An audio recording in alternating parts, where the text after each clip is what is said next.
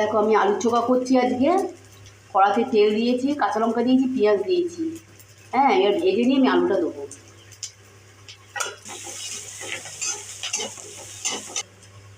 তারপর পেঁয়াজটা ভাজা ভাজা হয়ে গেছে, এবার হলুদ দিচ্ছি, দেখো নুন দিচ্ছি,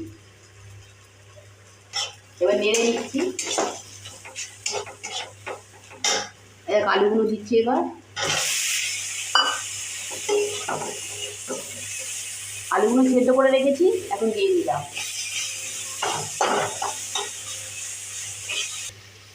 এই দেখো আলুগুলো দিয়ে দিয়েছি, একটু ভেঙে নিয়েছি, আমি একটু নেড়ে তাও তোমাদের দেখাচ্ছি।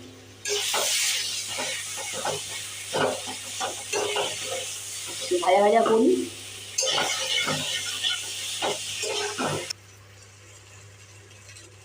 দেখো আলুটা আমার ভাজা হয়ে গেছে, এই নামাচ্ছি। হ্যাঁ, এই দেখো তোমরা মেখেও দিতে পারো, আর এরকম করে ভাজলে ভালো লাগবে খেতে।